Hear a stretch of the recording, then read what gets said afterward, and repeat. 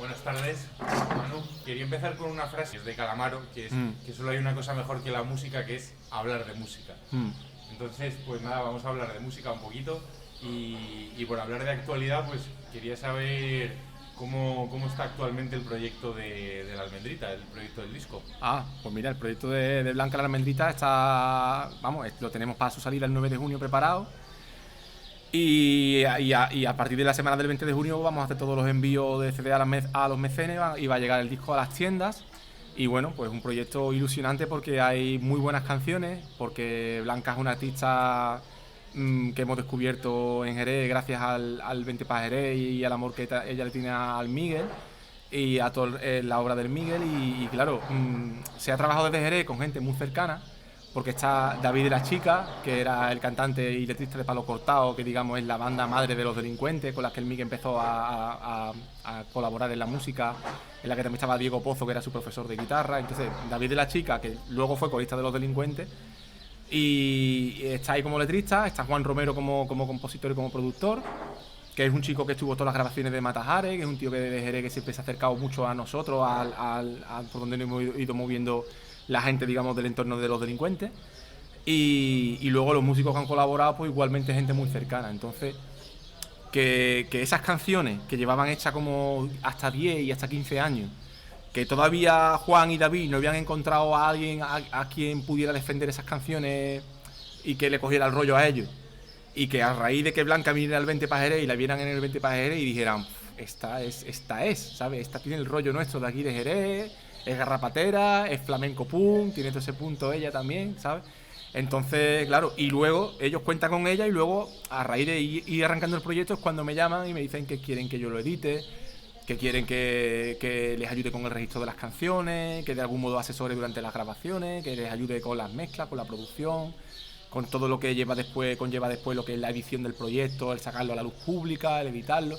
Entonces, bueno, para mí ha sido un placer, una motivación muy grande, un reto importante, porque también tuvimos que hacer una campaña de crowdfunding para recaudar fondos, porque el proyecto cada vez era más grande y no teníamos cómo costearlo. Y bueno, ahora sale el disco y bueno, sobre todo lo que tengo muchas esperanzas es en el disco, en las canciones que trae el disco. Creo que es un disco que va a ser muy de boca a boca, de que la gente diga, escúchate esto porque no vea el disco que hay aquí. Porque claro, no somos una gran promotora para poder conseguir entrar en grandes medios, pero bueno, tengo la esperanza de que tocando ciertas teclas y moviendo el disco en determinados sectores pueda ir creciendo y creciendo, ¿no? Pues mucha suerte. Ojalá algún día poder entrevistar a Blanca. Y bueno, que también es un poco la magia de internet, de cómo subiendo un vídeo de una versión al final bueno, acabó tocando en el 20, acabó bueno, sacando un disco contigo, o sea que bueno, gracias a la magia de internet. Y trabajas como productor, ¿no? En el disco hago una labor de editor y una labor discográfica y de editor, digamos, a nivel de lo que es los derechos de autor. Los autores de las canciones, que son David de la Chica y Juan Romero, pues con ellos yo tengo vínculo como editorial, que registro las canciones y hago el seguimiento de las canciones a nivel de lo que es derechos de autor. Y luego a nivel fonográfico, pues con el sello Perfectamente, que es una discográfica, pues edito el disco como discográfica. Y entonces, bueno, como discográfica, pues lleva también implícito, digamos, que no es una discográfica que se suma al proyecto al final, cuando ya el disco está terminado, sino que es una discográfica que está desde el principio y un editor que estoy desde el principio del proyecto. Y entonces, pues bueno, vengo cuidando el proyecto con todos ellos, ¿no? Pues desde el principio, pues asistiendo a grabaciones, haciendo escuchas de las canciones, pues opinando o valorando o sugiriendo desde todo el recorrido que va cogiendo el disco. Y luego, pues claro, como discográfica también, con experiencia, digamos, en el sector también, como periodista, pues también llevo una parte de promoción implícita ahí, de asesoramiento a nivel de promoción, pues en muchos ámbitos, desde, bueno, es que la promoción es tantas cosas, ¿no? Desde qué portada vamos a tener, qué single vamos a sacar, a cómo vamos a ir, digamos, de algún modo animando las fiestas en las redes sociales y todo eso, ¿no? Pues hay una labor mía que se va desempeñando en esos sectores. Bueno, y cuéntanos, ya nos has contado un poco, pero cuéntanos cómo surge la idea de la cerveza Mata-Hari. La cerveza Mata-Hari surge en Barcelona porque unos chavales de Barcelona que tenían un colectivo y que producían cerveza de manera no comercial, que eran cerveza para ellos mismos, ¿no? Cocinaban la cerveza para ellos mismos y además la hacían en un antiguo taller abandonado que era como un garaje, y ahí tenían ellos sus depósitos, sus enfriadores, sus tuberías, todas sus cosas. Y ellos una vez, una de las cervezas de las cervezas que hacen, que producen, me escribieron y me dijeron que si le daba permiso para rotularla con... que esa producción en sí le querían poner de nombre Mata-Hari, porque había muchos de ellos que eran fan del disco del Migue y de Mata-Hari, y que querían poner el símbolo del Migue con el disparo y ponerle Mata-Hari a la cerveza. Y yo les dije que por supuesto que sí, pero que por lo menos que me mandaran una para probarla. Entonces me mandaron una a Jerez, que venía guardada dentro de una caja de whisky de Shiva y súper envuelta en papel de burbuja. Y claro, cuando le hice una foto y la puse en las redes sociales como algo anecdótico, ¿no? Y hostia, tío, la respuesta fue sorprendente, porque la respuesta que recibimos, tanto ellos como yo por mi parte de las redes del Miguel, era de... Tío, ¿esto dónde está? Yo quiero tener esto hay que probarlo.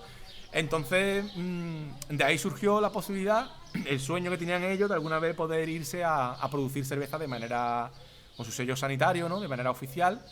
Le hicieron en Vic, en un sitio que había un sitio de producción de cerveza artesanal que cedía las instalaciones, y ellos pudieron alquilar este sitio y producir cerveza. Entonces, pues bueno, nos implicamos unos con otros y hicimos un primer lote de cerveza Mata-Hari, que para mí fue una locura, porque claro, yo tenía que traer ese medio palé de cajita de cerveza desde Barcelona hasta Jerez. Cuando pregunté los costes de envío, eso era una locura, salía perdida por todos lados. Pero al final, con un amigo que hacía las rutas Jerez-Barcelona, conseguí que hiciera un desvío, que cargaran medio palé en su camión, me lo trajera para acá, y así hicimos hasta un par de producciones. Luego ya paramos porque ellos ya decidieron de no seguir produciendo. Bueno, que yo creo que en Vic ya cerraron un poco las puertas a seguir produciendo, y ellos ya dejaron de producir, tío, y queda un poco ahí como algo anecdótico. Y luego con el tiempo, pues la gente de Extraperlo de Jerez, sabiendo que había habido una cerveza Mata-Hari, y además yo en aquella época estaba currando con una socia para organizar eventos y festivales, que tenía mucho contacto con la gente de Extraperlo, y que ya me lo había comentado, que alguna vez lo había hablado con esta gente, de que hubiera estaría guay que ellos hicieran una cerveza y tal igual, y volvimos a hablar, surgió la oportunidad, me dieron a probar una receta que tenían ellos, que habían hecho puntualmente para una feria de cerveza en Cádiz. La probé, era también una APA, como la que se había hecho en Barcelona, pero tenía también muy buen sabor, y ya nos animamos, llegamos a un acuerdo y empezaron a producir. Lleva ya tiempo, yo creo que lleva casi 4 años o 5 la Mata-Hari de Extraperlo. ¿Qué sueño te falta por cumplir? El documental del Miguel, el Hierro Oxidado, que es como un reto de dolor de tripas, le llamo yo, ¿sabes? Porque es un reto muy absorbente. Yo ya tengo anticipado gran parte del documental, en fin, todas las entrevistas, todos los testimonios ya lo tengo hecho, y ahora me tengo que poner a guionizar, y el guión lo quiero sacar de las entrevistas que se ha hecho, de los testimonios, y una vez que tenga montado ese guión, pues entra a montaje, ¿no? Entonces, bueno, tengo que ubicarme sentimentalmente de una manera muy potente con esto, porque sé que cuando me ponga en ello me va a absorber por completo, ¿sabes? La vida. Entonces, bueno, desde que nació mi segunda hija, pues ya con 2 niñas pequeñas, pues bueno, ha habido un tiempo ahí de mantener el 20 Pájares, de mantener el legado de Migue, como siempre lo hemos venido haciendo en las redes sociales, pero el reto del documental sé que tengo que sacrificar muchísimo tiempo, digamos, familiar, de fines de semana, o noches en las que te vas a ir a dormir y no vas a poder dormir porque tienes algo en la cabeza que te bulle y necesitas irte al ordenador y seguir trabajando. Y es como, no sé, yo lo digo así como algo así como encerrarse a escribir un libro, una cosa así, ¿sabes? Algo que lleva una dosis de creatividad fuerte, de resolución, de inventiva, en la que tienes que aprovechar el poco material audiovisual que podamos tener, ¿sabes? Para de ahí sacar lo mejor, ¿sabes? Y bueno, y contar una historia que para mí es a la vez es bonito y a la vez duro, ¿no? Porque estoy contando la historia de alguien al que quiero muchísimo, pero alguien que ya no está aquí por desgracia, ¿no? Entonces bueno, para mí como hermano es un reto muy importante enfrentarme a ese documental, pero es el sueño, es uno de los sueños a nivel discográfico, a nivel de como editor, a nivel, digamos, en esa faceta de trabajar el legado de Miguel, que para mí es prácticamente como de las cosas más importantes a las que me he tenido que enfrentar en la vida, ¿no? Pues eso, el documental audiovisual de Miguel, y bueno, y un poco incluso lo que conlleva, ¿no? De que cuando yo hago el disco libro, pues lo voy planteando siguiendo una carta que Miguel deja escrita en la que presenta ese proyecto a su discográfica de entonces, que era EMI, y a la persona que llevaba a Los Delincuentes en EMI, que era Javier Liñán. Y entonces esa carta que escribe Miguel a Javier Liñán, de la que hay extractos en el disco libro, pues es la guía, porque claro, él decía que quería sacar un disco triple, pero que había canciones para hacer una selección, ¿no? Y a mí, bueno, pues confiando también en el criterio de las personas en las que Miguel confiaba, pues siguiendo el criterio de Javier Liñán, pues me decía, tío, es que un disco triple a voz y guitarra, de temas que ha dejado Miguel, pues no lo sé, tío, si eso se va a digerir bien, ¿sabes? Entonces, bueno, estaba por un lado la intención de acompañarle a él, de ver dónde le podíamos acompañar y en qué canciones, de no traje que quedara él solo a voz y guitarra, que Miguel había dado pie a hacer una selección. Entonces, bueno, al final lo que se hizo con Matajares originalmente era decir, bueno, pues todo lo que entre en un CD, pero con los cortes de radio yo procuré mantenerlo de las tres partes, ¿no? El disco verde, el marrón y el gris, y con el cambio en el dial íbamos entrando de disco en disco, porque claro, en un CD entran 80 minutos, que eso es un súper larga duración, eso en la época del vinilo serían dos vinilos, ¿no? Entonces, luego cuando hicimos una edición especial tuve la oportunidad de rescatar algunas canciones más, El eco del pájaro sombrío, Mi amante, se rescataron algunas canciones más, ¿no? Aunque sé que es El faraón, el Yo sé, pero todavía hay alguna canción más del Miguel que yo veo que se puede rescatar, y que el documental del Miguel no es solamente contar lo que el Miguel hizo, que se conoce, ¿sabes? A nivel de creación artística, sino que el Miguel era un artista tal que tiene todavía más creaciones por enseñar, ¿sabes? Y el documental, creo que una de las cosas bonitas del documental es esa. Y que caben más cosas. Que caben más cosas que además incluso por el tipo de formato que era, pues yo consideré en su momento, incluso trabajando el disco libro, yo decía, esto está de puta madre, pero yo lo pensaba, digo, pero esto está de puta madre en un lenguaje audiovisual. O sea, es decir, una grabación del Viviendo sin freno, grabado en una casete, ¿sabes? Que tú dices, hostia, Miguel cantando el Viviendo sin freno, pero grabado en una casete, y entonces como que vienes con el hándicap de decir, Miguel ha publicado 2 discos con Los Delincuentes, y tiene que sacar un nuevo disco en el que va a traer maquetas. Todavía las maquetas de Los Delincuentes no se habían publicado, entonces había como un salto raro ahí que te hacía tener como precaución de cara a cómo el seguidor o el fan del Miguel o el seguidor del Miguel va a recibir esto, ¿no? Que luego a mí, la mayoría de los seguidores están en sintonía con lo que yo sentía, pero bueno, como al final uno es humilde y escucha a gente con criterio y gente que sabe, gente que son expertos en el lanzamiento de discos, sabe también, y vas haciendo un poco un croquis, un collage con todo lo que te estaban diciendo, ¿sabes? Pues bueno, la mayoría de la voz que me llegaba era de que eran maquetas de las que Miguel estaba preparando para sacar un disco, y que a lo mejor había cosas que él no hubiera sacado, ¿sabes?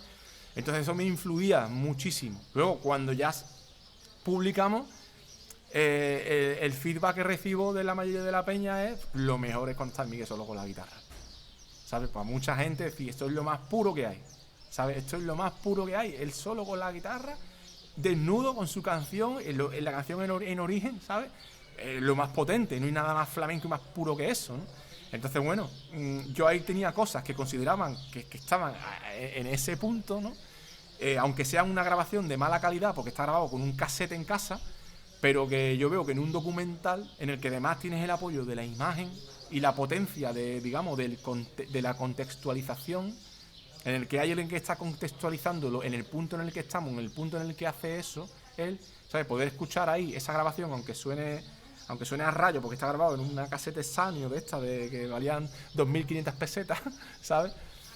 Pues claro, tiene un valor documental muy, muy, muy fuerte, ¿no?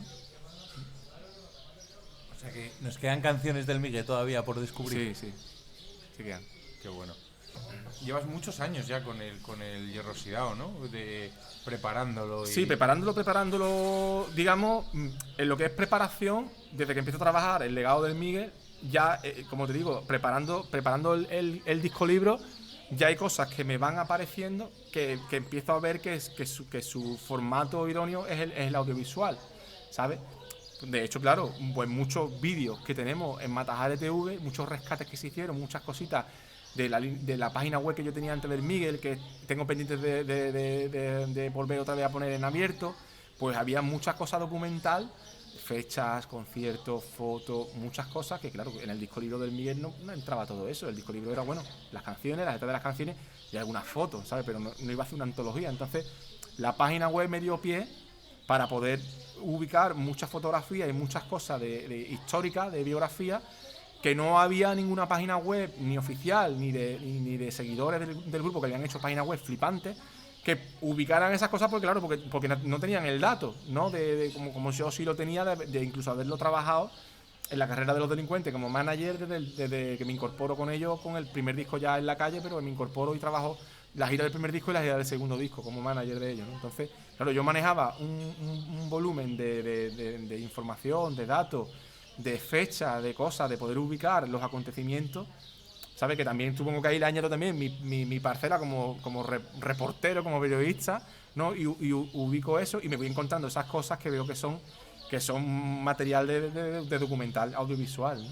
Y ahí ya pues incluso tengo el cuaderno en el que voy escribiendo escenas del documental, de que ya vas soñando, ilusionándote con cómo empezaría el documental, cómo vas contando, en qué punto empieza la historia, cómo vas rompiendo esa línea, ¿sabes? Si lo haces cronológico, si no lo haces cronológico. Entonces ya de ahí, trabajando todo ese material, me va surgiendo eso. Luego hay una época que creo que es desde el año 12 desde el año 13 al año 15, que son 2 años intensivos de entrevistas, que es cuando me pongo con Juan Miguel del Castillo, conocido director de cine de Jerez, que ganó un Goya con Techo y Comida, con Natalia de Molina como actriz principal, que lo ganó Natalia de Molina, que ahora presenta otra película, y con Juan Miguel, con su cámara y su montaje de sonido y su iluminación, pues nos ponemos a grabar, pues yo creo que tenemos más de una veintena de entrevistas grabadas pues a gente pues que a lo mejor, pues bueno, pues que a lo mejor supuestamente no son conocidos, o en una biografía de un grupo de un grupo de música al uso que te compres no aparece este testimonio, pero que para mí yo consideraba que era muy importante, como por ejemplo el profesor del instituto que facilita que los delincuentes den un primer concierto el día de la comunidad andaluza y les llama para que graben, para que canten el verde que te quiero verde de Lorca y te cuenta cómo los pillos que eran con 14 y 15 años y cómo de aquello de yo ir ahí a cantar el día de Andalucía, a cantar el verde que te quiero verde, pero me tienes que dejar después grabar, cantar 20 minutitos porque yo tengo un grupo, ¿sabes? Y te cantan El seré mecánico por ti de Kiko Veneno, y a ese público que está allí, que escuchan a Prodigy y yo qué sé, lo que viene en esa época es presuntos implicados y ponen un patio de un colegio boca abajo, ¿no? El patio lo que era el teatro, ¿sabes? Porque y cada vez que decían ellos, esta canción que vamos a cantar ahora es de Kiko Veneno, y lo que se escucha en el público es ¿quién? No sabían quién era, pero le llevan a su rollo, y eso era moderno, y estaban cantando una canción del año 79, ¿no? Entonces, bueno, yo tener el testimonio del profesor que facilita que ellos canten, que den el primer concierto, con el vídeo que yo estaba allí ese día, que me salgo de clase de Sevilla y quiero ir con mi videocámara de casa doméstica a grabar el primer concierto que va a dar mi hermano con su grupo, con el Canijo, con los delincuentes, ¿sabes? Y grabo ese concierto, pues bueno, es una manera de esas cosas que son caseras, porque eso era vídeo casero, ¿sabes? Pero que desde mi punto de vista pues son históricas, ¿no? Para todo lo que es los garrapateros y la historia de los delincuentes, y para al que signifique algo la música de ellos, pues imagínate lo que es eso, ¿no? Entonces, bueno, pues tenemos ese testimonio, el primer profesor de guitarra del Miguel, que le dio clase de guitarra por primera vez. Bueno, me fui a Madrid, entrevisté las personas, el que los ficha de la discográfica Virgin, el que presiona para que Virgin los fiche y te cuenta qué vio en ellos, ¿sabes? Bueno, yo qué sé, tío, y luego los músicos, compañeros de grupo, Pelayo, Canijo, el Diego, el Faé, el Dani, por supuesto, ¿sabes? El técnico de sonido que llevábamos en la gira con los delincuentes, y te cuenta, porque además era el que compartía habitación con el Miguel, ¿sabes? Entonces, que no es el técnico de sonido, es que era el que compartía habitación con el Miguel, ¿sabes? Entonces, bueno, todas esas cosas están ahí no son gente importante, ¿sabes? Pero para el Miguel eran lo más importante, ¿sabes? Para él sí era lo más importante, eran su núcleo, su gente, ¿sabes? Entonces, bueno, sus compañeros de teatro, con los que hizo teatro, por ejemplo, también están hablando de compañeros de clase de él, que vivieron esa época de... Porque además me parece que, vamos, es que una de las cosas sorprendentes del Miguel y de los delincuentes era la clarividencia para dar en el clavo prácticamente a la primera. Es decir, si era o doy en el clavo, o si hago así, ese clavo vale, rectifico y lo clavo entero de una vez. Desde ¿sabes? el nombre. Desde el nombre, desde que arranca las canciones, con qué músico me junto, con qué productor me voy, porque bueno, yo después que he trabajado con grupos y he trabajado proyectos, ¿no? Pues lo normal es que tú, la primera banda que montes, no sea con la que tú vas a hacer los discos con los que vas a hacer tu pequeña historia. Es que lo normal es que tú vayas dando tumbo de un lado para otro, y igual con el primer colega con el que te pones a escribir canciones, que no sea la alianza Lennon-McCartney de Jerez, ¿no? El Canillo y el Miguel, ¿no? Entonces, claro, es que es una cosa que tú dices... Con 17 años firma su contrato discográfico y mi padre tiene que ir a Madrid a firmar porque Miguel todavía era menor de edad. Pero es que si tú firmas con 17 años un contrato discográfico con una multinacional como Virgin Records, ¿sabes? Que está triunfando con las Spice Girls, con Jarabe de Palo, que va a hacer el éxito de Amaral, ¿sabes? Y te firma a ti con 17 años, ¿tú qué estabas haciendo con 14, con 15, 16? Porque es que lo que viene antes es 16, 15 y 14. ¿Y cómo con 17 años tú estás aquí? Entonces, esos 3 años de antes o esos 4 años de antes, ¿qué está pasando ahí? Porque estamos hablando de un tío que es menor de edad, que es un niño. ¿Qué está pasando para que tú grabes un disco que va a ser un pequeño clásico, así lo entendemos todos los garrapateros, de la música de fusión en España? Lo está grabando con 17, quiere decir que esas canciones estaban escritas también de antes, ¿no? Y que con 15 años has escrito El aire de la calle, y que incluso cuando está grabando el primer disco con 17, ya hay canciones que se están quedando fuera del primer disco que van a ir a Matajares, a tu disco póstumo, que grabas tú esas maquetas con 20 años, ¿no? Pero que ya hay canciones que tienes compuestas de antes, ¿no? Entonces, bueno, pues ahí es donde yo entiendo que además, porque para mí es una etapa que incluso para mí es como más ilusionante y más fácil más fácil de contar por lo que hay de nobleza, de ilusión, que lo que es cuando ya el grupo empieza. Porque cuando el grupo empieza, pues bueno, pues los acontecimientos son los que más o menos tú, si te gusta la música y te gusta leer sobre la vida de un artista, pues más o menos lo que hay en casi todos los artistas, ¿no? Pero yo creo que es esa clave de atinar en el golpe a la primera y de tenerlo tan claro, y el motor que era el Miguel en esos primeros momentos, que me parece que era un motor impresionante, ¿sabes? De decir, la inteligencia que tenía para saber que lo que él estaba haciendo era único y que iba a sorprender, que era fresco, que tenía una frescura y que eso conectaba con la gente de su generación, con los padres y con los hermanos pequeños. Y es que eso decía tú, pero tío, ¿cómo lo puedes tener tan claro, no? Pues yo lo flipaba con la que él hacía, y tenía la casete en el cole, en la universidad, cuando estaba haciendo periodismo, y me iba con los cascos. O las primeras maquetas se las grabé yo a ellos con la misma cámara con la que grabé el primer concierto de los Denim. Como tenía un buen micro incorporado, yo enchufaba la cámara a mi ampli que tenía en casa, un buen equipo, y me ponía con la cámara ahí en el salón de casa y iba grabando con un único micro, haciendo movimiento de cámara, la voz un poco aquí más en el aire. Cuando era solo de guitarra me bajaba un poquito a la guitarra, ¿sabes? Cuando el cajón se quedaba solo me acercaba y iba moviendo. Y la primera maqueta que tengo grabada de ellos con formato de ladrillo, con rotas Jerez y eso, es esa, y la grabé yo así con la cámara, ¿no? Y lo flipaba con esa maqueta, pero claro, yo no lo tenía tan claro como él, de saber que iba a tener un contexto discográfico y que él tenía algo que aportar, algo nuevo, y que el abanico de la música fusión él lo ampliaba, ¿no? Eso fue también lo que le llamó mucho la atención al Ratón, ¿no? Que era más mayor que ellos y tal, y cuando le enseñaron sus canciones... A la primera, eso el Diego lo ha contado en millones de entrevistas. El Diego dice, claro... Primero, van a buscar a Diego porque mi hermano cambia de profe de guitarra, porque claro, el profe de guitarra lo que le ponían era los palos de la guitarra flamenca, ¿sabes? Es decir, tocaba por la bulería, la seguirilla, la soleá, pero Miguel un día me dice, es que el tío este me está haciendo aprender hasta a tocar sevillana, tío, yo para qué quiero aprender a tocar sevillana, ¿sabes? Y él lo que buscaba, que además era una obsesión que tenía él y lo deja reflejado en una de las historietas que aparece en el cómo apretar los dientes, era quiero tocar como Raimundo Amador. ¿Quién me podía enseñar a mí a tocar como Raimundo Amador? Porque Raimundo Amador era un tío que venía de haberse vivido todo el flamenco, pero que los discos que tenía debajo de su cama eran los de Jimi Hendrix. Y él lo que hacía era coger la flamenca y hacer los movimientos de cuerda y los bending y las paranoias que hace él, tío, las cosas que hace él, porque no tenía una eléctrica, pero con la flamenca intentaba hacer el sonido de la eléctrica, ¿no? Entonces, claro, ahí está esa línea que empieza a marcar Raimundo, lo que el Miguel escucha. Y claro, cuando descubre a Pata Negra y cuando descubre a Triana, lo que ve es una tradición rockera que tenemos en casa que nos flipa, pero que está hecha con las herramientas de aquí.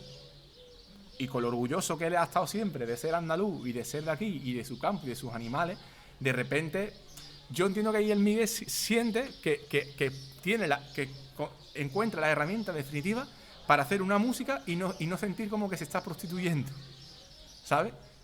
Que no, es decir, tú lo flipas con el rock, lo flipas con el blues, vale, pero tú puedes hacer una canción que sea rockera, que sea bluesera y que cante sobre el río Guadalquivir y que además sea flamenca, ¿sabes? Como la que tiene Pata Negra, ¿no? El Adiós mi río, ¿no? El Calle Betty, no me acuerdo si se llamaba Calle Betty, ¿no? Entonces, ya con esas herramientas, pues claro, él encuentra eso. Que se encuentra a Diego Pozo cuando le das clase a ellos. Van a buscarlo a él en un concierto, porque yo 2 semanas antes he visto a Diego Pozo, porque Diego Pozo le daba clase a una amiga mía que había ido al conservatorio. Diego estaba en el conservatorio y Diego empieza a dar clases fuera del conservatorio y mi amiga iba a mi amiga Miriam iba a que le diera clase, Miriam Medina iba a que le diera clase Diego Pozo, ¿no? Y entonces me dice, pues mi profe de guitarra da un concierto, eso sería agosto, finales de agosto así, y ¿os venís o qué? Y fuimos al Foxtrot, que se llamaba entonces, que estaba en pleno barrio San Andrés, en pleno barrio de la Parizuela, al lado de la Plaza San Andrés, y al lado de la calle Cruz, que en la calle Cruz vivían el Faé, el Diego, el Davile y el Morilla, ¿sabes? 4 que son de la banda del ratón, ¿vale? Entonces yo voy al Foxtrot a ver a Diego tocar ese día, lo veo tocar y luego por la noche llego a mi casa, al campo donde está el graffiti. Y lo típico entre hermanos, ¿no? Dormíamos en la misma habitación. ¿Qué pasa? Digo, he visto hoy un tío que yo tocaba que le da clase a mi amiga Miriam Medina. Y el tío cogía la eléctrica, cogía la flamenca. No vean el tío como toca, hablándole yo por el Diego. Y dice, ¿y qué le da clase a la Miriam? Digo, le da clase. Y dice, pues, y digo, dentro de 2 semanas da un concierto en Los Deditos, en otro sitio. Me dice, pues yo voy a verlo, a ver si me puedo entrevistar con él para que me dé clase. Y lo típico, yo tengo el teléfono, le puedes llamar, el teléfono fijo de su casa, se lo puedo pedir a Miriam Medina. Nada, no te preocupes, yo voy a verlo. Yo primero quiero yo verlo. Entonces mi hermano coge ese día, se pone sus pantalones de cuadro así, puncarra o tipo rafaelillero, como él decía, ¿no? Porque Rafa Amado salía con el bombín, los pantalones de cuadro a tocar, y la chaqueta como de cuadro, y va con sus pantalones de cuadro, su bombín, su guitarra flamenca, y se van a verlo. Cuando llegan allí está petado, no se cabía en el bar porque se vaya súper chico, y se quedan enfrente de Los Deditos, en la pescadería vieja, donde antes se vendía pescado en Jerez, que hoy hay una sala de exposiciones, allí con la guitarra cantando el Canijo y él. Y el Chusco de Jerez, un tío que es mítico en Jerez, porque siempre va la contraprogramación, ¿no? Cantando, al concierto. se acerca a ellos y dice, ¿qué hacéis aquí? Dice, entrevista, y dice, pues hemos venido a buscar al Dieguito, al Diego Pozo, para ver si nos da clase. Y el Chusco dice, yo se lo conozco, hombre, lo voy a traer para afuera. Y el Chusco entra dentro del bar cuando termina el concierto, saca a Diego para afuera y le dice, hay unos niños ahí bien enrollados que les quieren conocer, que quieren que les dé clase de guitarra. Y el Diego va allí, el Chusco se los presenta, se entrevistan, están un rato allí con la guitarra, tocando y tal y cual, hablando.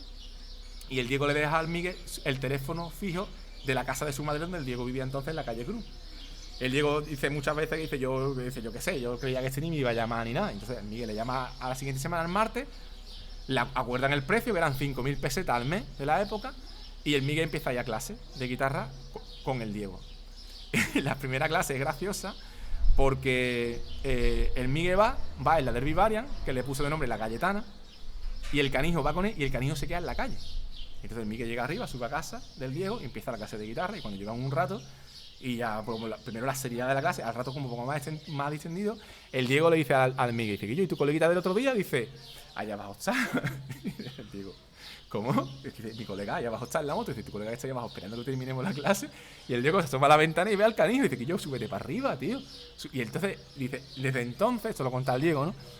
Eran 2 por 1, tío. El Miguel pagaba y el otro estaba ahí poniendo la oreja, ¿sabes?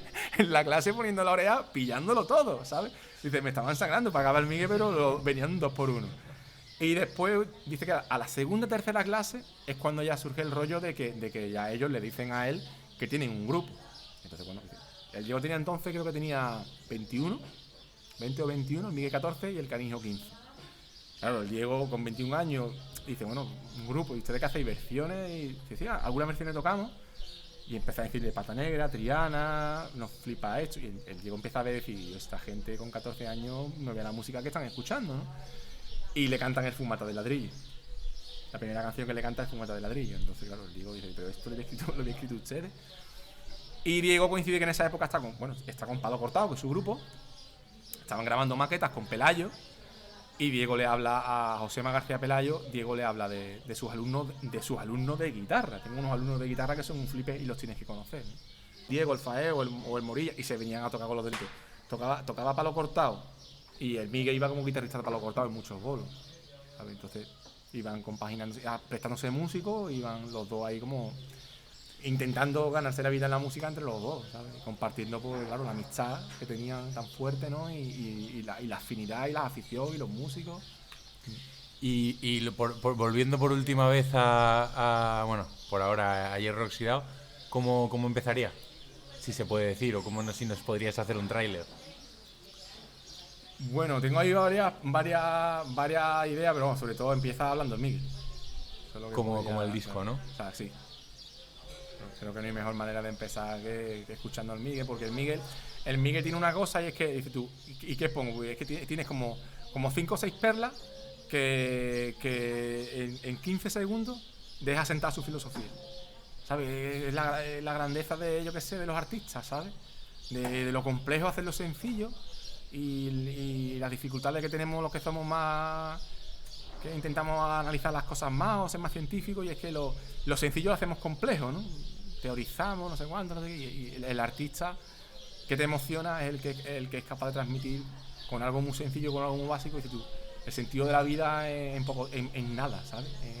En un cuadro, en una canción, ahí está el sentido de la vida, ahí, tío, ¿sabes? Y hay gente que tiene tratados filosóficos para exponerlo, ¿no? Y para justificarlo, ¿no? Entonces, creo que la mejor manera de empezar algo del Miguel es con el Miguel hablando, en el que escuchamos a él, ¿sabes? Y dentro de la gran fusión, ¿tú cuál dirías que era de dónde cojeaba más? ¿Cojeaba? O sea, uno cojeaba, bueno, que él era más flamenco, más rockero, más... yo para mí yo le veo rockero. Yo le veo más... aunque tiene, por supuesto, todo...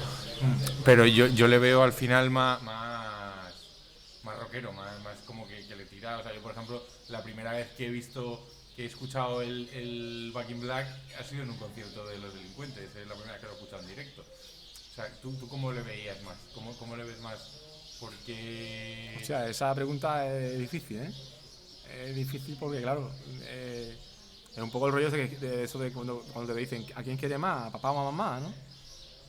Si su mamá es el rock, su papá es el flamenco, digamos. Yo lo veo así muy claro, ¿sabes?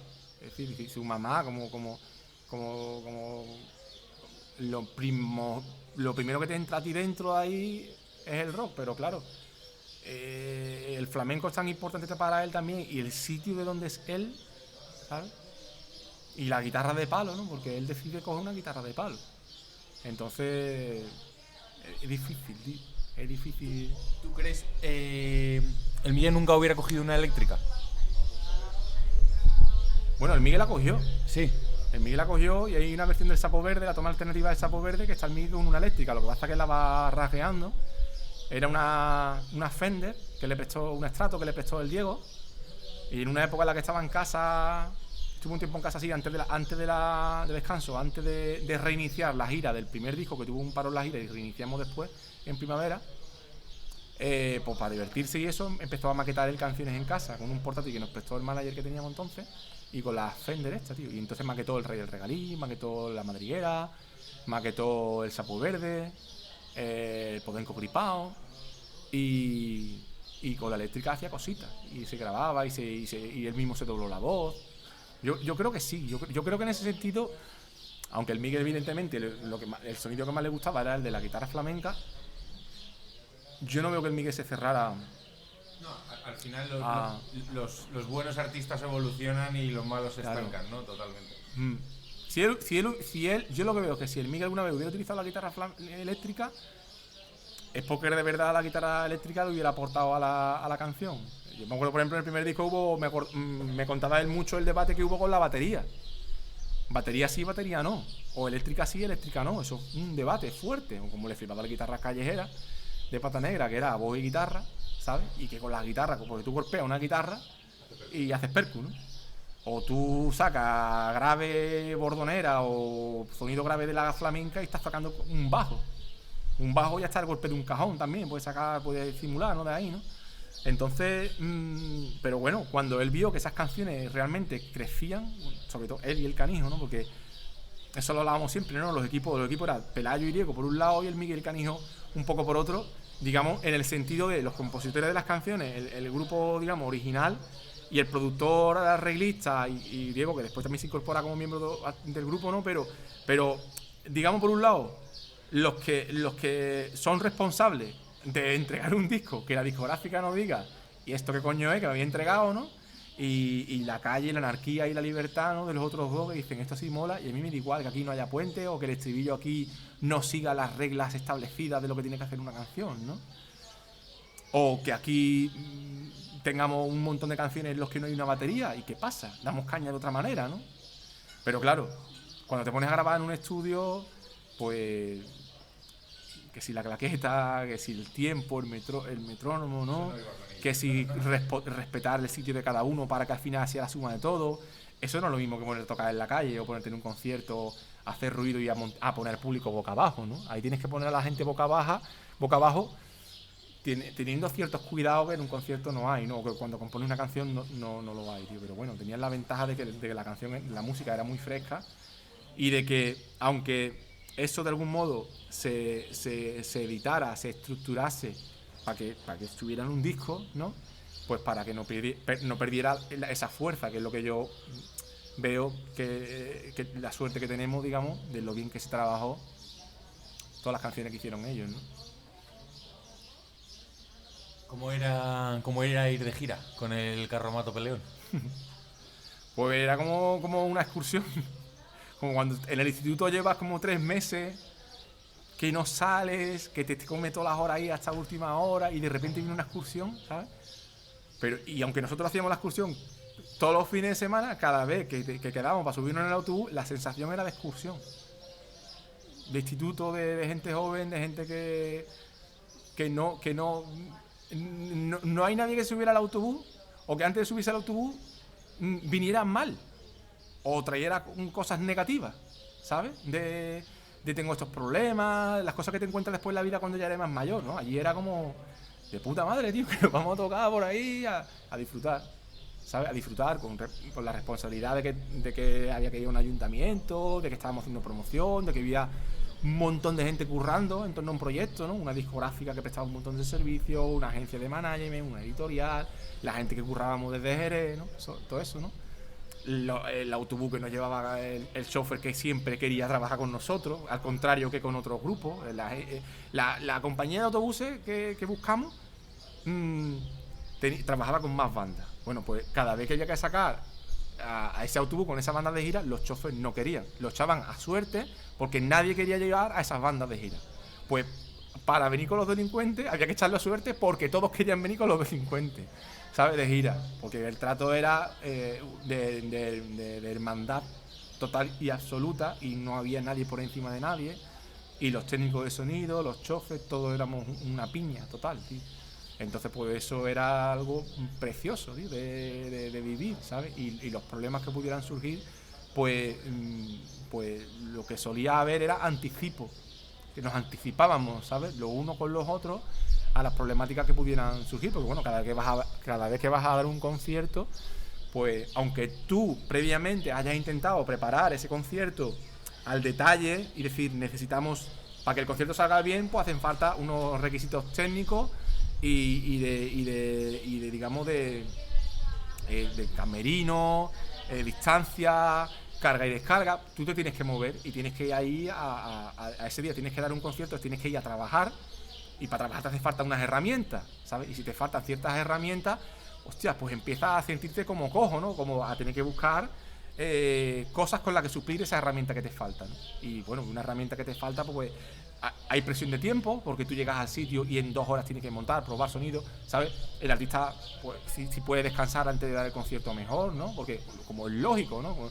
Cuando si tú tienes que trasladarte, hacer un montón de kilómetros y nada más llegas con el tiempo apurado para probar sonido y tener aunque sea media hora de descanso, descansar un poco, para después, como digamos, refrescarte y poner el chip de ahora me voy a subir al escenario, ¿no? Entonces todo eso lleva unos requisitos que si de repente falla algo, pues se te empieza a caer todo, ¿sabes? Entonces ahí lo que había era eso, una hermandad muy potente, ¿sabes? Para que cuando algo fallaba, que siempre había algo que fallaba, que se nos escapaba a nuestro control, pues bueno, una piña, ¿no? Una piña de, pues tío, pues, probáis vosotros, nosotros nos vamos a ducharnos antes, luego como el Mike tiene que probar el último, el Mike que se vaya antes, que venga, y entonces el Mike se iba, se duchaba el primero con el canijo, los otros iban probando, luego el Mike llegaba y con el backline probaban la guitarra y la voz y ya estaba todo probado. Y mientras tanto que estaba el Mike probando, estaban los demás duchándose, ¿sabes? Y por lo menos habían descansado un poquito, se habían refrescado, ¿sabes? Ya estaba, venga, ya estamos bien, hemos solucionado esto, yo he podido descansar un poquito y ahora venga, a que venga el concierto, ¿sabes?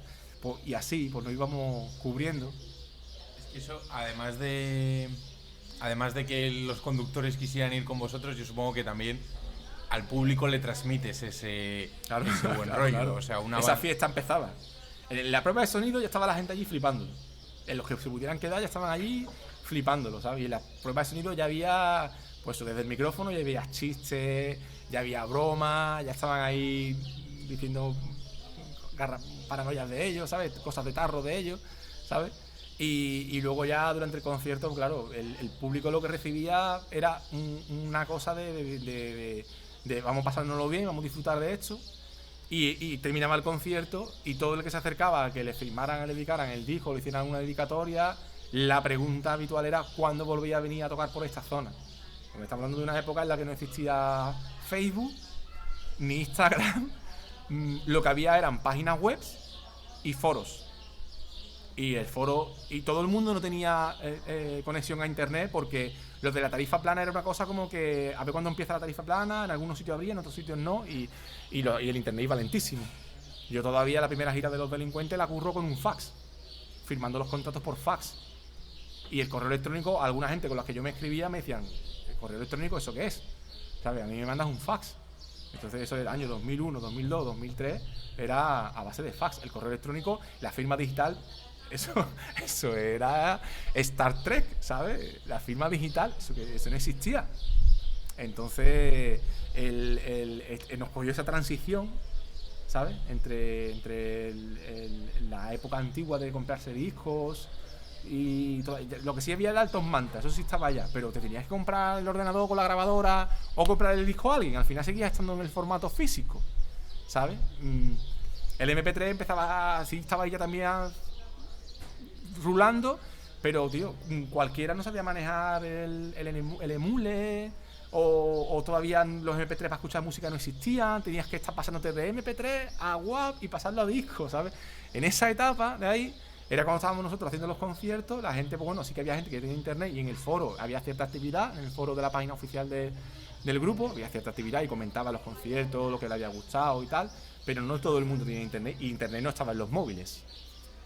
Eso faltaba, los smartphones no existían, la BlackBerry tampoco, ¿sabes? Que en un móvil tú tuvieras conexión a internet, eso era también el futuro, ¿sabes? Entonces todo era mucho así, ¿sabes? Bueno, y lo que se veía era el SMS. El rey de la comunicación eran los SMS y los toques. Me da un toque, me quiere, me da 2 toques, me quieres más, ¿no? Esas cosas. Entonces el Miguel estaba todo el tiempo en el autobús montado con el Alcatel, tipo guitarra, ¿sabes? Y tenía los móviles de un montón de amigos y amigas que iba pillando con sus nombres, sus motos y sus cosas, iba con los toques, los SMS, y iba avisando, se llamaba y así, tío. Y para el tema del papeleo, ¿cómo eran? A la hora de decirle, oye, me tienes que presentar esta factura o... Para eso delegaba en mí. Para eso entré yo. Claro, para pero, eso y para pero, estar mucho más cerca del Miguel. Pero cualquier cosa que tú les pidieras a ellos, en plan, me tienes que hacer, me tienes que traer esto. O No, yo eso lo hacía yo todo. Directamente, ¿no? Todo. Vamos, yo no solamente me limitaba, no solamente me limitaba a gestionar, a administrar las cuentas de los delincuentes Sociedad Civil, que era la empresa que yo les monto, en la que cada uno es un autónomo. Yo además, bueno, como iban teniendo la carga fiscal que iban soportando de retención de IRPF en cada concierto, que les retenían un montón de pasta, pues yo me entrevisto con la gestoría, por ejemplo, y me dicen, tío, pues la manera de intentar rescatar algo cuando haga la declaración de la renta el año que viene es, pues bueno, buscar pues los beneficios fiscales legales que hay, pues tener una hipoteca, o tener un plan de pensiones, o tener una cuenta ahorro vivienda, ¿sabes? Entonces yo me encargué de con cada uno que te tiene que sacar una cuenta ahorro vivienda para que te devuelvan dinero cuando haga la declaración de la renta, ¿sabes? Yo le estimaba lo que podían devolver. Luego hacían la declaración de la renta, le venía la devolución, ¡mano! Me ha llegado no sé cuánto, tío, de puta madre, ¿sabes? Y era a todos esos niveles, ¿sabes? ¿Qué es la vara verde? La vara verde era el piso donde nosotros nos habíamos criado de pequeños, que lo seguíamos teniendo en la barriada de la Granja, una barriada que está a las afueras de Jerez, lo que son los arrabales de Jerez, que es donde mis padres cuando se casaron pues compraron ese piso y allí nos empezamos a criar mi hermano y yo en un ambiente de barrio y de plazoleta. Entonces esos pisos tienen son blancos, pero donde hay ventanas hay como unas líneas verdes, unas bandas verdes que suben hacia arriba, ¿sabes?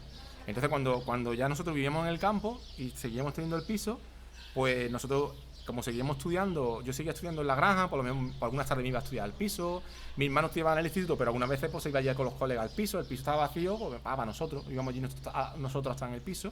Entonces en ese piso pasaron muchísimas tardes el Canijo y el Miguel escribiendo las canciones de los delincuentes, las canciones que iban a estar en el primer y el segundo disco y hasta en discos posteriores, ¿no? Entonces el Canijo empezó a decir que eso era la vara verde. Vámonos para la vara verde. De pasito y con destino para la vara verde, ¿no? Coger el pan y la canasta y vámonos que lleve de pasito y con destino, que el Duende Garrapata es una canción compuesta por el Canijo, ¿no? Entonces el Canijo bautiza al piso aquel de mi familia, ¿no? como la vara verde. Y el Miguel, cuando iba allí con su novia y tenía colchones en el suelo, un grifo y una manguera, ¿sabes? Era la madriguera, ¿sabes? Y a esa novia a la que le dedica la madriguera, también le dedica la reina de mi vara verde, ¿sabes? Es como decir la reina de mi casa. Esa cosa bonita de entre parejas, decir, tú eres la reina de mi casa, ¿sabes? Como tú eres el rey de mi casa, ¿no? Aunque no seas monárquico, pero bueno, ese rollo, ¿no? Entonces la reina de mi vara verde viene también dedicada a Laura, que era su novia de instituto, su novia de entonces, ¿no? A la que él dedica eso, y al decir, en vez de decir la reina de mi casa, pues dice la reina de mi vara verde. ¿Cómo fue para ti escuchar Matajari Nunca se irá por primera vez? O sea, muy emocionante, tío. Muy emocionante porque además vi cómo la estaba haciendo Diego. Eso fue, yo creo que fue en el segundo 20 para Jerez. Puede ser, en el segundo 20 para Jerez. Y era como él tenía el estribillo y una parte, y estábamos en una quedada que hicimos después del evento, en un tabanco de Jerez, y ahí el Diego le empezó a improvisar, tengo esto, tal y cual, porque después del primer 20, el Diego con la emoción del primer 20 se despertó y empezó a escribir la canción. La tenía ahí guardada después del primer 20, y en el segundo 20 para Jerez ya viene con tengo esto, ¿sabes? Y allí con la guitarra y tal empieza, y claro, y de repente era ver trocitos de la canción que está en creación, y cuando llega el estribillo de Matajari Nunca se irá, todos los garrapateros que estábamos hoy ese día, ¿sabes? Matajari Nunca se irá, y era como los vellos de punta, ¿sabes? De decir, hostia, tío, esto es un himno, ¿sabes? Y el Diego en ese momento diciendo, tío, lo escribí hace un año, después del primer evento, emocionado, describiendo a la amiga y no sé qué, pero tengo que terminarle ciertas partes, no sé qué, y entonces me propone, para el siguiente evento tenemos que hacer un concurso de canciones, y de esa manera me voy a animar yo a presentar el tema al 20 y me presiono a mí mismo para terminarlo. Y entonces presentó un tema del Diego, Astola hizo otro, muchos colegas así los Malos Ingredientes hicieron otro, colegas que venían al 20 que tenían su grupito, o que no tienen su grupito pero que les gustaba cantar, se presentaron un montón de canciones, y hicimos una especie de concurso de una preselección y en el evento pues hicimos una especie de final, ¿sabes? Y bueno, el Diego no participó porque dice que yo participo, pero ya en ese 20 Pajeres ya se cantó el tema entero por primera vez, tío. Sí, me suena que fue en el que estuvimos nosotros, en el que se cantó esa canción. Pero bueno, lo que yo te quiero decir es que al final esa canción viene inspirada por todo tu trabajo, por el 20 Pajeres. No sé, por el Migue, tío. Sí, bueno, pero no, todo el desarrollo que tú has llegado. Sí, bueno, pero al final ahí, yo qué sé. Que yo he hecho lo que yo entiendo que yo tenía que hacer, ¿sabes? Pero que si yo he ayudado, bueno, igual que le ayudé a ellos cuando curraba con ellos, ¿sabes? Y después sí que había un trabajo de trabajar el legado, pero bueno, y también incluso porque cuando yo ponía el proyecto en manos de gente que podía sacar el proyecto adelante, pues la industria discográfica estaba en crisis total y no había nadie que pusiera pasta para sacar eso para adelante, ¿sabes? Y yo tenía los ahorros del Migue ahí guardados y me di una manta a la cabeza y arranqué una cosa sin saber hasta dónde íbamos a llegar y cuánto había que gastarse, pero que yo vamos haciéndolo, ¿sabes? Vamos haciéndolo. Yo tenía el libro sí que lo tenía terminado, la recopilación de las poesías, pero las grabaciones no sabíamos hasta dónde iban a durar las grabaciones, hasta dónde íbamos a poder llegar, si íbamos a ser capaces de cuántas canciones íbamos a poder rescatar. Ya había yo decía, bueno, había un núcleo que se veía claro que veíamos claro de unas 10 canciones que sí que sonaban muy bien, que decías tú, bueno, pero joder, con el montón de canciones que hay chulas, a ver si podemos ir a más, ¿no? Y claro, el tema de los duetos nos dio pie a que esas canciones, las que el Miguel le hubiera gustado, entendía yo, hacer otra toma para volver a cantar esa parte, pues gracias al dueto, esa parte en la que yo entendía que a Miguel le hubiera gustado repetir la toma, pues entraba Rafa Amador, o entraba José Galvez, o entraba Ardavile, ¿sabes? O entraba José Lara y salvábamos la canción, el temazo, ¿no? El Yo soy como el sol, o el Caminando viviré, o el Sapo Verde, ¿sabes? Y era como aprovechar un recurso que estaba ahí, que la gente lo solía utilizar para vender más discos, porque vienen estos colaboradores a mis discos. En nuestro caso era decir, tenemos que salvar la canción y quién puede cantar con el Migue, tío, que salvemos la canción y que parezca que están los dos juntos, ¿sabes? Y ahí, bueno, fue ahí dio como eso, intentar hacer tal como era hacía, ¿no? Con tanta facilidad y trabajarlo, con José de Santiago de los Enemigos también, hasta la colonia, ¿sabes? Entonces, en fin, que el Matajar nunca se irá, se inspira en Migue, tío. Y yo qué sé, y si no hubiera sido yo, seguro que alguien hubiera seguido trabajando el legado del Migue, porque trabajar el legado de una persona que tiene esa creatividad, eso es entusiasmante, ¿sabes? De hecho, bueno, ha habido muy buenos ejemplos de amigos, tío, que en redes sociales o que incluso durante la carrera del grupo hacían páginas web, ¿sabes? Que eran la caña, tío. Que eran la caña, con el amor y con el cariño que lo hacían, ¿sabes? Azahara, Michel en la época de los delincuentes, luego después Nene Henry que montó un Facebook también. Es que sigue habiendo un montón de Facebook y un montón de cosas en torno a los delincuentes, a los garrapateros, Duende Garrapatero en Instagram, ¿sabes? Un montón de peña que hace cosas súper guapas, que están todo el tiempo rescatando vídeos, rescatando cosas, ¿sabes? Hay una comunidad muy fuerte, ¿no? Alrededor del legado del Migue en internet. Hombre, yo veo sobre todo de los delincuentes, ¿sabes? Y el Canijo, que es la lista que ha hecho que después eso también siga creciendo también muchísimo, ¿no? Con la carrera que lleva, el montón de seguidores que tiene, lo bien que lo hacen, ¿sabes? El trabajo constante que vienen haciendo de publicar discos, de hacer giras, el nivelazo que dan en los conciertos, ¿no? Luego Diego igual, por su parte, pues, un tío que es reconocible. Es como que en la vida hay episodios que te marcan, es como la adolescencia, ¿no? Que tú dices, lo que yo viví en 5 años me ha marcado de por vida, y luego ha habido episodios de mi vida que tuve una novia que estuve con ella 5 años, luego he estado con otra novia que estuve 15 y no sé por qué, no en mi mente no está como esos 5 años que viví en aquella época. Joder, es que lo que vives entre 15 y 25 años te marca de por vida, ¿no? Entonces Diego, por ejemplo, hay veces que me dice, yo ya he publicado más discos que con los delincuentes, o yo ya llevo más años de carrera con tal, que con Astor y Ratón, que con los delincuentes, pero yo siempre seré de los delincuentes, ¿sabes? Porque eso marca, tío. Eso, hay cosas que te marcan, aunque sea nada más que... Y ejemplo en la música hay millones, tío. Yo creo que hasta esas cosas Miguel lo sabía y lo decía en las entrevistas, tío. ¿Sabes? Cuando él decía que él se puso Los Delincuentes por el disco de Veneno, que era un disco que salió en el 77 y fue un fracaso, ¿sí? Y él decía lo del 77, ¿sabes? Que se pusieron Los Delincuentes y es como él descubrió ese disco justo 20 años después, en el año 97. Y para él le cambia la vida. Entonces, él ve en ese disco decir, si yo quiero grabar algo y hacer algo y llegar a alguien que le dé el flechazo que me ha dado a mí este disco. ¿Este disco fue un éxito? No, bueno, pues da igual que tengas éxito o que no tengas disco. Tú con un disco publicado, con tu música ahí, puedes que seas capaz de trascender, ¿sabes? De trascender a unos niveles, de influenciar, de hacer una filosofía, de hacer como, ¿sabes? Algo muy gordo. Y entonces, bueno, yo entiendo que él arranca en la música también con esa cosa de decir, con un disco, pues, y si tienes carrera todavía más, ¿no? Pero que él sabe que con un disco puedes conseguir mucho, ¿no? Y yo quería que nos contaras un poco la asociación Cuatro Gatos. Sí. La asociación Cuatro Gatos, digamos, es Isabel Rivas, que tenía un bar, una asociación cultural en Jerez y un bar. Y cuando yo retomo un poco, después de haber publicado el disco libro y trabajando con Smiling Bulldog, que era la banda de rock que montó el bajista de Los Delincuentes, Dani Quiñones, pues llega un momento en el que empiezo a retomar la actividad de la música en directo, de las producciones y de la música en directo, ¿no? Lo que había estado haciendo con Los Delincuentes y trabajando con ellos. Entonces, cuando los Smiling Bulldog comenzaron a crecer y cuando nos planteamos empezar a hacer eventos autoproducidos por primera vez, pues con Isa nos llevábamos súper bien, ¿sabes? Y entonces, bueno, como había una admiración mutua súper bonita y ella controlaba muy bien el tema de los proveedores de barra, de bebida, para complementar todos los gastos que lleva los conciertos, ¿no? Y entonces, pues me asocié con ella y la asociación Cuatro Gatos fue realmente la que le dio soporte, digamos, legal para organizar los primeros 20 Pajerés.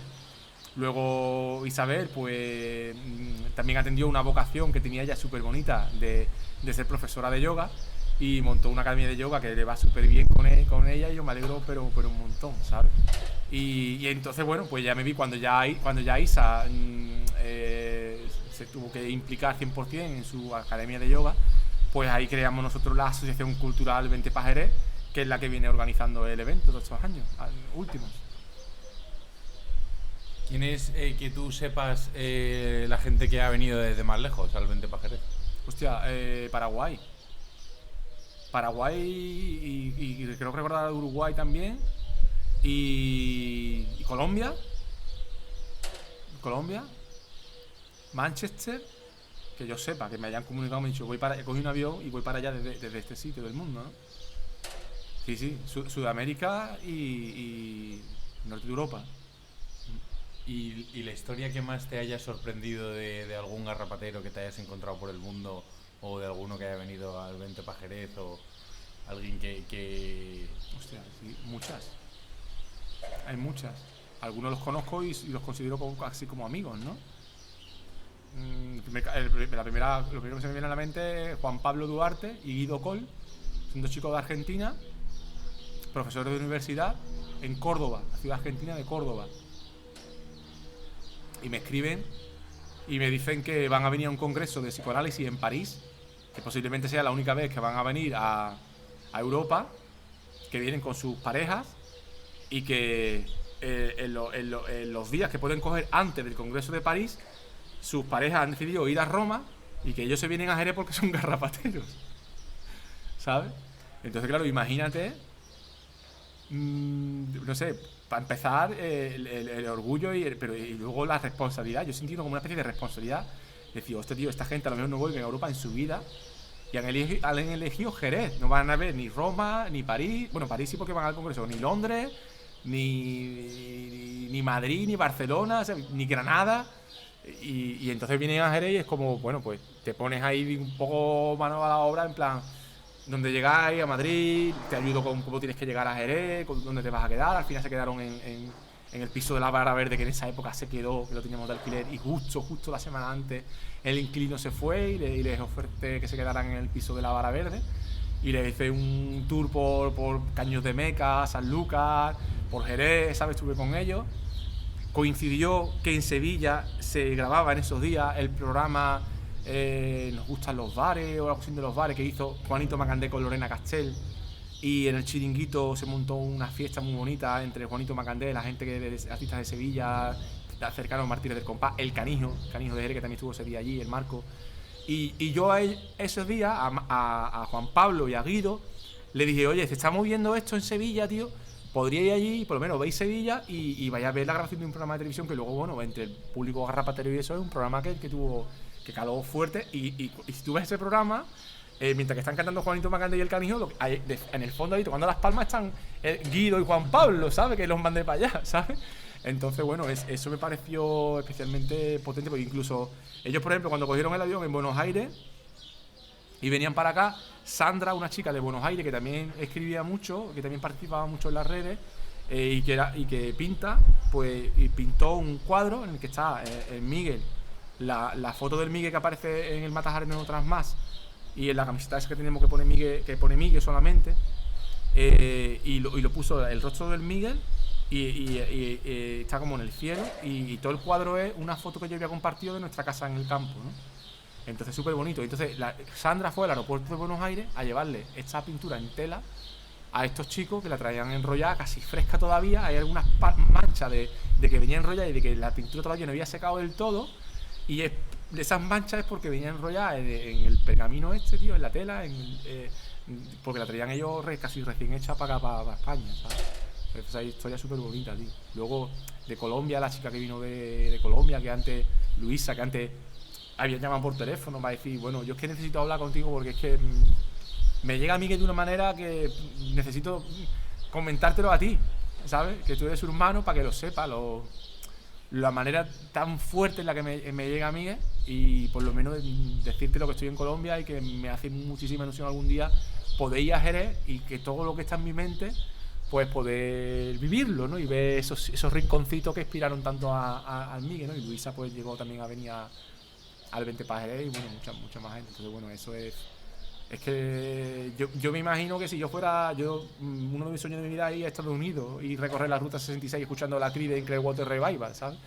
Porque para mí es la música de allí, o ir a Nueva Orleans y ponerme a Louis Armstrong mientras que recorro Nueva Orleans, o un disco que grabó Bob Dylan en Nueva Orleans que me encanta, que es el Oh Mercy, ¿no? Y entonces entiendo eso, ¿sabes? Entiendo eso, pero a su vez, pues claro, cuando es una cosa familiar, pues claro, pues lo recibo de esa manera emocionado, porque digo, yo, qué bonita es la música y qué bonito para mí que haber llegado de esa manera a su público ideal, que está ahí, ¿no? Que lo recibe de esa manera tan bonita. ¿Qué crees que le transmite a la gente la voz del Miguel? Y la letra y... La verdad, ¿no? La verdad, cantar de verdad. No cantar de mentira. Escribir algo que tú sientes de verdad y con mucho arte para hacerlo.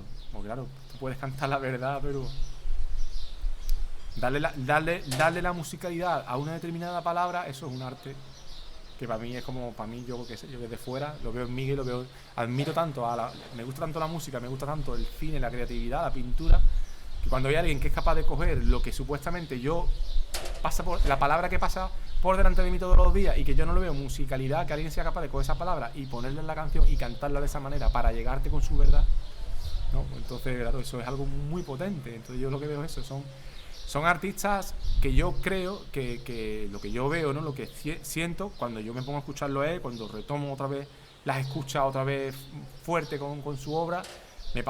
A mí me pasa igual con el Miguel, igual que cuando escucho a Triana o cuando escucho a Pata Negra o a Bob Dylan, es decir, que dices tú, no puedo hacer otra cosa, tío, mientras que escucho a esto requiere todo mi sentido, y aunque te acompañe en tu actividad, tío, de algún modo eres consciente de que hay alguien ahí que no está haciendo música de ascensor o de peluquería, un hilo musical. Ahí no hay alguien haciendo un hilo musical. Vamos a hacer una música bonita para acompañarte mientras que tú haces unos huevos fritos. No, tío, hay alguien que está haciendo que los huevos fritos sean especiales, ¿sabes? Que diga tú, ¡guau! ¿Cómo cantaba el cabrón, ¿sabes? ¿Cómo componía? Y tú estás haciéndote los huevos flipándolo, ¿sabes? Entonces, bueno, no sé, yo siento eso así. ¿Has escuchado la canción de la moda de la maravillosa Orquesta del Alcohol? Sí, que hablan del Rey del Regalí. ¿Cómo lo cantaba el Rey del Regalí? Lo dijo el Miguel, que nos quieren amarrar, pero el collar nos queda grande. Eso, y el bozal. Sí, pues es que igual, o sea, a mí me sorprendió muchísimo que al final un grupo de Burgos que en principio no tiene nada que ver con la música de aquí, pero que les ha llegado igual. O sea, que claro, Sí. que al final lo que tú dices, la verdad llega. La verdad llega. La verdad llega. Las canciones buenas, la verdad, llegan, sea del estilo que sea. ¿Y cómo era la relación del Miguel con los animales? Además de dejando aparte las garrapatas. Sí, bueno, la relación del Miguel de los animales era el respeto total y absoluto a los animales. Amor profundo por los animales. Yo no sé si he conocido a alguien que quisiera los animales así como el Miguel. Personalmente cercano a mí, ¿sabes? Ni mi primo, ni esa afición que él tenía. Es decir, cómo él se comunicaba con la yegua, con el caballo, con los pajaritos, con los palomos. La obsesión que llegó a tener con los pájaros, tío. Que tenía una obsesión con los pájaros. Mi madre le decía... Mi madre se tenía que inventar cosas para que mi mano saliera de donde tenía él, donde criaba a palomos y a pajaritos. Estamos hablando que él tenía entonces 8 o 9 años, ¿no? Madre... Hoy es lo típico, ¿no? De las madres, ¿no? Pues hoy en la televisión hacen un reportaje de que el polvillo que sueltan los pájaros cuando mueven las alas puede hacer que tengas enfermedades oculares, no sé qué. Porque decía, este niño, ¿cómo le saco de ahí, tío? Es que estaba obsesionado, ¿no? Y en su obsesión era sin edad, igual que hizo todas las cosas en la vida. Sí, su obsesión era, a mí me encantan los pájaros, y hay un vecino ahí al lado que tiene 60 años que le encantan los pájaros, y mi hermano era el mejor amigo de ese hombre, ¿sabes? El vecino de la barriada de al lado. Y la prima de, pero ¿qué hace en casa de ese hombre hasta las chantas? ¿Qué pasa? Es mi amigo, que estamos ahí criando pájaros, no sé cuánto, ¿sabes? Y el hombre, cuando tú hablabas con él lo que decía, es que este Miguel Ángel, no sé qué, que bien me lo paso con él, no sé qué. Claro, inquietud, curiosidad, ganas de aprender, ¿sabes? Desparpajo, y tratar a todo el mundo con cariño de tú a tú, ¿sabes? Porque claro, donde pisaba, territorio que la gente iba con él a donde él fuera, ¿sabes? Tenía un imán muy grande, ¿no? ¿Y cuál era su monte preferido, su parte de aquí de Jerez que más le gustaba? Hostia, eso es bueno, tío. Hombre, a nivel rural, yo te puedo decir, es que claro, a nivel rural nosotros vivimos en una zona rural que es una zona, digamos, de campos de siembra, ¿sabes? En toda esta zona, que es el Bajo Guadalquivir, lo que es zona protegida, está zona del Puerto de Santa María, Toruño, zona de Estrella del Marqués, ¿sabes? Lo que es monte protegido, es decir, zona natural pura. Y la playa pues tiene que ir a lo mejor a zona de Caños de Meca, por ahí para decir, zonas protegidas, ¿no? Entonces, claro, nuestro ambiente rural es un ambiente agrícola, de trabajo agrícola, de pueblos de colonos que se asentaron aquí en los años 50, de gente que ha trabajado el campo con sus manos, incluso con medios técnicos, sin medios técnicos o unos medios técnicos muy deficientes, ¿no? Entonces, claro, pues nosotros, por ejemplo, pues, cuando sembrábamos maíz, el riego que hacíamos del maíz era un riego que se llama manta, con un tubo de plástico negro que tenía unos agujeritos. Ese tubo cogía el agua de un canal que iba conduciendo el agua, un canal montado, digamos, de hormigón, ¿vale? Que conducía el agua como una acequia en alto, que conducía el agua por todos los campos de la zona. Nosotros enganchábamos ahí el tubo y regábamos el campo a manta con los surcos, el agua cayendo por el maíz, ¿no? Por el girasol, ¿no? Entonces yo me acuerdo de los veranos, por la noche levantarnos a las 3 de la mañana, porque ese tubo que tenía agujeros, pues los líquenes, el verdín que trae el agua, que es un agua que no viene filtrada, que es un agua que se ha acumulado en el pantano, pues va taponando esos agujeritos. Entonces a las 3 de la mañana o te levantas y quitas, que lo bueno es el riego que te cunde, es el riego de por la noche, porque no hace mucha temperatura, ¿no? Ya da aquí una lección agrícola que no veas. Y entonces Miguel y yo a las 3 de la mañana íbamos con las botas de agua y las linternas por el medio del maíz. Cuando el maíz crece, el maíz te pasa a ti 2 cabezas por ahí en medio, con los picores, los mosquitos, ¿sabes? Venga, y a quitar líquenes, ¿sabes? Por las noches con las linternas. Y por la mañana otra vez, ¿sabes? Entonces pues me acuerdo, yo qué sé, pues por las mañanas era... Ya empieza a hacer calor, pues yo vamos a meternos en el canal. Y meterte en el canal ese, que va ahí como... llevando agua por todos lados allí, y allí como... aquí se está de puta madre. ¿sabes? Entre cañaverales metido en un canal mojándote el culo, porque lo que te moja es el culo, a la barriga no te llega, ¿sabes? Y tumbarte así un poco para atrás, yo ya no cabía, él sí, ahí ponerse de ladito, ¿sabes? Pues el ideal del Miguel rural de la naturaleza es eso, que yo estoy aquí, estamos cultivando maíz, o estamos cultivando remolacha, estamos cultivando girasol, y me integro con la naturaleza de mi manera. Tengo frío, aquí agua y me meto aquí en el charco este, ¿sabes? Y aquí estoy más feliz que si estuviera en una playa del Caribe, ¿sabes? O en un jacuzzi. Entonces es una manera de decir lo que tienes en tu entorno, vivirlo de una manera como muy especial. Es decir, yo con esto soy feliz. Y bueno, creo que la filosofía garrapatera está ahí, ¿no? Es decir, que con esto yo soy feliz, tío. Porque estoy con mi gente, estoy con mis amigos. Y, ¿sabes? Y estoy en relación con la naturaleza y con eso era feliz. ¿Sí? Sí, el que no es feliz con lo que tiene no sería feliz tampoco con mucho más. Yo creo que al final, sí. O sea, hay que... Es eso, totalmente. ¿Cuál dirías que es su canción más romántica para ti? ¿De las que ha escrito él? Sí. Hostia. Hombre, para él yo creo que sus dos baladas eran La Reina de mi bala verde y La Madriguera, que las presenta al segundo disco y era como o entraba una o entraba otra, ser repetitivo y que no tuviéramos el mismo tipo de canción, ¿no? Pero yo creo que como que iban de la mano, ¿no? Dedicada a su novia, su primera novia, de cuando la época del instituto y todo eso. Entonces, esas son románticas, si son... Tiene dedicado a una chica, ¿no? Pero claro, luego tiene otras más. Le dedico también a Laura, a Lidia, a la Laurita de Madrid también, ¿sabes? El Yo soy como el sol, ¿sabes? El Rosa de mi pañuelo también es muy bonita, tío. El Rosa de mi pañuelo es de que te has enamorado. De que te has enamorado y que quieres estar con esa persona que te hace sentir ese sentimiento tan puro, ¿sabes? Entonces, bueno. Claro. Luego es que el rollo romántico es que muchas veces puede influir también la producción, ¿no? De cómo se hace la producción de la canción, parece que es más romántica o menos romántica. Luego puede haber una canción muy rockera que el trasfondo sea súper romántico, ¿no? El Chicheta en el aire, el medio paliguera, que también está dedicado a la chica y a lo que él vivía con ella, que es súper bonito, porque decirle a tu novia, el Chicheta en el aire es, el medio paliguera es, los delincuentes acaban de arrancar su carrera y yo me tengo que ir a trabajar. ¿Sabes? Y tienes que comprender que esto es un trabajo, que sí que es música, que parece que esto es muy divertido, que es una excursión, pero que yo me voy a trabajar y que cuando vuelva traigo semillas para 2 cafés, que es eso, es decir, voy a ganarme el pan de nuestra casa, ¿sabes? Y aunque sea todavía una relación como novios, él está planteando en esa canción una explicación a su novia que se queda dolida cuando él se va de viaje con el grupo, ¿sabes? Y entonces él habla, ¿qué está pasando cuando yo me voy y qué ocurre cuando volvemos? Que estamos... Y tenía yo para los dos... una madriguera con colchón bueno, esta es de la madriguera, pero es que está muy vinculada a la del Chicheta en el aire, ¿sabes? Cuando dice el aire venía ya lleno de Chicheta y los apartaré, ¿sabes? Las maletas yo llevaré, ¿sabes? Las cosas del colchón, las cosas que él vive, la vecina de arriba, que era cuando estábamos en el piso y él estaba con su novia, ¿sabes? Entonces ahí también hay muchas cosas de... Cuando dice...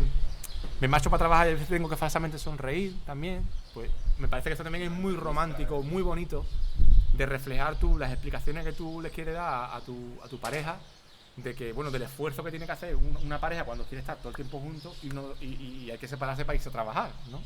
Y claro, según el trabajo, cuando es un trabajo, la lejanía pues es muy duro, como es lógico, ¿no?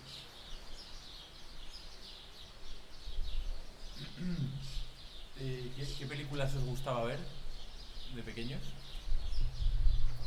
¿De pequeño? O de pequeños o de, bueno, de adolescentes. Sí. Bueno, de pequeño teníamos la época de esta VHS, de alquiler de películas, ¿sabes? Y teníamos un vídeo el vídeo llegó a casa cuando teníamos... Yo tenía 8 años y el Miguel tenía 4. Cuando llegó el primer vídeo a casa, hasta entonces yo iba a casa de mis amigos a ver películas, pero hasta entonces no podíamos grabar ninguna película que pusiera en la tele que nos interesara ver otra vez, no podías. Y el primer vídeo a casa llegó en esa etapa. Y ahí, bueno, pues ahí pues eso, lo típico de que te apuntabas al videoclub como socio, ibas cogiendo películas y eso. Y bueno, cuando éramos pequeños, lo típico, oye, cuando vimos Rocky, pues queríamos comprar unos guantes de boxeo. Cuando vimos Rambo, queríamos comprar una metralleta, ¿sabes? Y bueno, y así, el rollo, el cine español en las películas que ponían de Paco Martínez Soria y eso, siempre no... Alfredo Landa, las películas de Alfredo Landa, de Sacristán, ¿sabes? Ahí como que había algo que nos llamaba mucho la atención, ¿sabes? Y luego, yo creo que fue cuando estábamos en el campo viviendo, fue el año 92, año 93, que nos suscribimos a Canal Plus. Canal Plus tenía lo de la emisión esta con un decodificador, con una llave, y si tú no tenías el decodificador en tu casa, con la llave se metía, había cierta programación en Canal Plus, los partidos de fútbol y las películas que hacían y se ponía todo así como y hasta el porno, que la gente veía el porno, está codificado, ¿no? Entonces, hostia, eso fue una puerta brutal a novedades y estrenos de cine que de otra manera pues no hubiéramos llegado, ¿no? Entonces, claro, pues con eso nos acercó mucho al cine español. Y entonces todo ese movimiento de los 90 que hubo en España, como hubo una revolución en el cine español, que yo con el tiempo veo, bueno, que también tuvo mucho que ver el que Canal Plus, Francia, con Grupo Prisa en España, con Canal Plus Cadena Ser, con Warner, Sogefil, y salió Amenábar, salió... bueno, todos los actores que nuevos salieron, Jordi Moya, Penélope Cruz, Nacha O'Neill, las películas Tesis, películas que de repente fueron un éxito en taquilla en España, en cine español, y un cine de autor, ¿no? Que no era un cine de, bueno, el cine español que supuestamente se esperaba, ¿no? Y hubo una renovación ahí brutal. Todo eso lo vivimos súper intenso, tío. Me acuerdo a Chero Mañas también, que le encantaba al Miguel, una que había hecho que era Belmonte, sobre la vida del torero. Y nos flipaba también la de una que había que estaban Coquemaya, Penélope Cruz, Jordi Moya, Cristina Rosenbinge, las teníamos grabadas, tío, y las veíamos un montón de veces. Y de ahí nació cuando el Miguel vio a los actores españoles, Gabino Diego, Jorge Santos, esa gente. El Miguel se animó un montón porque mis colegas de instituto tenían montado un grupo de teatro. Y el Miguel también era muy amigo de mis amigos, siempre estaba juntándose con mi amigo Ale, con mi Jaime, se apuntó al teatro y ahí hubo un momento en plan que hicieron obras de teatro, ¿sabes? Entre ellas Bienvenido a la época iconoclasta, que fue una obra de teatro que representaron, y había un momento ahí de Miguel de yo quiero ser actor, ¿sabes? Y muy influenciado por el cine español de ese momento. Y luego después un poco más tarde, cuando ya digamos ya él entró, digamos, por Delincuente, la música, componer como compositor, pues sí que me recuerdo de seguir un poco yo buscando cine, tanto en Sevilla, en la universidad, como en la biblioteca de Jerez, que había, ya esta era la época del DVD, los VHS como que nadie los quería, y tío, y en la biblioteca de Jerez había una colección de VHS de cine clásico acojonante, ¿sabes? Entonces pues nosotros, por ejemplo, de la biblioteca municipal de Jerez, pues yo saqué Chinatown de Polanski, El Halcón Maltés con Humphrey Bogart. Y esas películas para el Miguel fueron como súper influyentes, ¿sabes? Lo flipaba con Pata Negra, con Rafael Amador, porque iba vestido con un traje. Y veo a Humphrey Bogart vestido de gángster, también con un traje.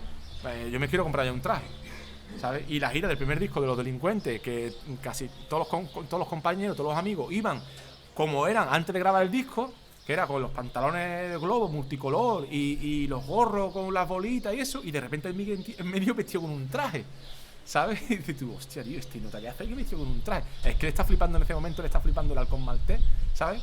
Y ya él se quiere vestir con un traje. No, pero es que este es el disco estéticamente, bueno, da igual.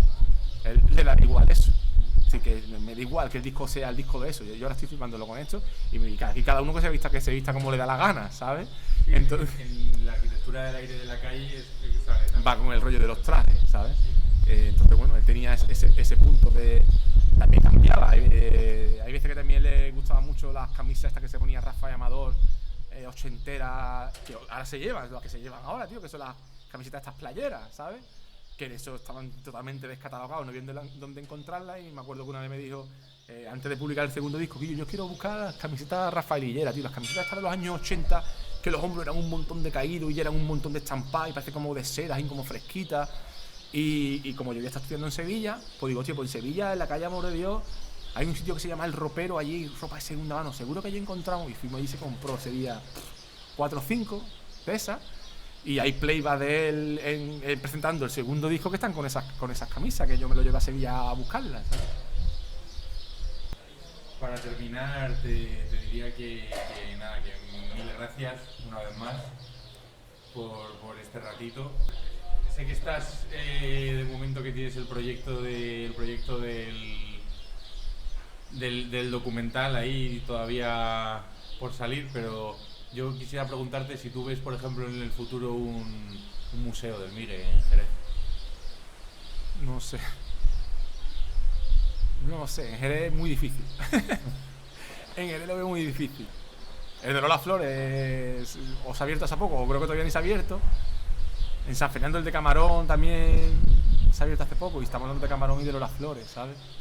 Entonces, bueno, en ese aspecto como, bueno, Poco a poco. como no es una cosa que creo que dependa de la familia, porque bueno, yo qué sé que ya, por ejemplo, una casa y pongo un museo del Miguel, no lo sé, ¿sabes? No lo sé. Yo en principio yo no lo veo, ¿sabes? Y bueno, cosas de él bonitas que yo sé que a los seguidores y a los que nos gusta el Miguel nos flipa, pues yo he hecho exposiciones en el 20 Pajeré, ¿no? He hecho los 2 primeros años, hice exposición, el tercero ya fueron cuadros dedicados al Miguel. Pero los 2 primeros años del 20 hubo exposición muy chula, con manuscritos del Miguel, sus zapatos, su bombín, su guitarra, ¿sabes?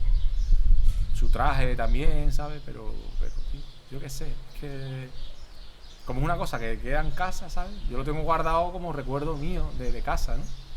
Pero no me lo imagino en un museo, la verdad, no me lo imagino. Y la dimensión que él tiene, pues yo qué sé, yo también, un poco, como siempre he intentado siempre acercarme a su obra con cierta neutralidad para intentar ubicar las cosas donde están y no volverme loco, ¿sabes? En el sentido de decir,